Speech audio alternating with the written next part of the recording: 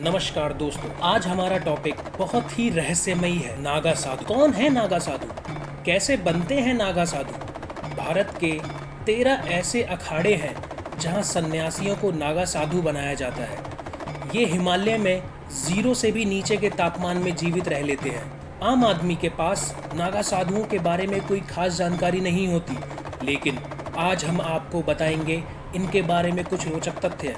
तो बने रहिए हमारे साथ और वीडियो को अंत तक जरूर देखिए। तो सब्सक्राइब कीजिए हमारे चैनल को रिफाइंड नॉलेज कोर्स और बेल आइकन जरूर दबा दीजिए। नागा साधु बनने के लिए अखाड़े में प्रवेश करने के बाद व्यक्ति की ब्रह्मचर्य परीक्षा होती है, जो कि 6 महीने से लेकर 12 साल तक की हो सकती है। जब अखाड़े व उसके गुरु को लगता है कि अब वह दीक्षा देने लायक हो चुका है, तो उसे अगली प्रक्रिया में आगे बढ़ाया जाता है। दीक्षा के लायक होने के बाद साधुओं को गुरु मंत्र दिया जाता है। वो भविष्य की अपनी सारी तपस्या इसी गुरु मंत्र से करता है। नागा साधु बनने के लिए सबसे पहले अपने बाल कटवाने पड़ते हैं, फिर चाहे वह पुरुष हो या स्त्री। फिर गंगा में 108 डुबकी लगाई जाती है। उसके बाद उसके 5 गुरु बनाए जाते हैं। बाद में खुद को अपने परिवार और समाज के लिए मृत मानकर अपना श्राद्ध कार्य अपने हाथों से करना पड़ता है। यह पिंडदान अखाड़े के पुरोहित करवाते हैं। नागा साधु बनते समय साधु को अखाड़े के झंडे के नीचे 24 घंटों के लिए नग्न अवस्था में खड़ा रहना पड़ता है। उसके बाद वरिष्ठ नागा साधु लिंग की विशेष नस को खींचकर उसे नपुंसक बना देते हैं। इसके बाद वह नागा दिगंबर साधु बन जाता है। नागा साधु बनने के बाद कपड़ों का त्याग करना पड़ता है। अगर कपड़ा पहनना ही है तो केवल गेरुए रंग का एक कपड़ा डाल सकते हैं। महिला नागा साधु को नग्न रहने की अनुमति नहीं है। ऐसा नहीं है कि पुरुष ही नागा साधु बनते हैं, बल्कि महिलाएं भी नागा साधु बनती हैं, खासकर विदेशी महिलाएं। खाट पलंग तो छोड़ो, नागा साधु गद्दी पर भी नहीं सो सकते। ये केवल जमीन पर ही सोते हैं। नागा साधु की ट्रेनिंग किसी कमांडो से कम नहीं होती। नागाओं को सिर्फ साधु नहीं बल्कि योद्धा माना गया है। नागा साधु अक्सर अपने साथ तलवार, फरसा या त्रिशूल लेकर चलते हैं। नागा साधुओं को सुबह स्नान के बाद सबसे पहले शरीर पर भस्म लगानी होती है और रुद्राक्ष धारण करना पड़ता है। नागा साधु अपने तिलक पर बहुत ज़्यादा ध्यान देते हैं। कोशिश यही रहती है कि तिलक रोज एक जैसा ही लगे।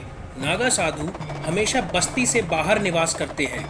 ये सन्यासी को छोड़कर किसी को प्रणाम नहीं करते, ना ही किसी की निंदा करते हैं।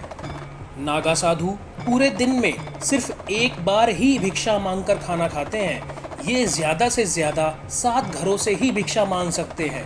अगर भिक्षा मिल जाए तो ठीक, नहीं तो इन्हें पूरे दिन भूखा रहना पड़ता है। नागा साधु बनने से पहले व्यक्ति को पूरी तरह मोह माया का जाल छोड़ना पड़ता है।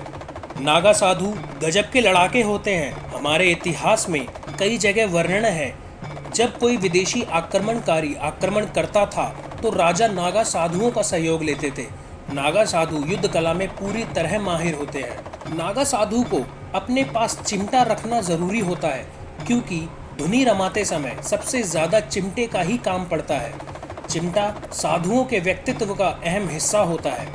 नागा साधुओं में भी पद और अधिकार होते हैं और इनके पद बदलते रहते हैं, जैसे नागा साधु, इसके बाद महंत, इसके बाद श्री महंत, इसके बाद जमातिया महंत, फिर थानापति महंत, पीर महंत, दिगंबर श्री, महामंडलेश्वर और अंत में आचार्य महामंडलेश्वर। अक्सर नागा साधुओं को कुंभ के मेले में देखा जाता है।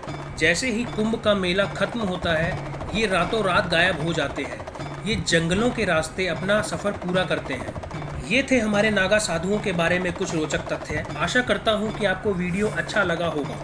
अगर आपको कोई नई बात नागा साधुओं के बारे में पता हो तो अपनी जानकारी कमेंट बॉक्स के ज़रिए ज़रूर शेयर करें।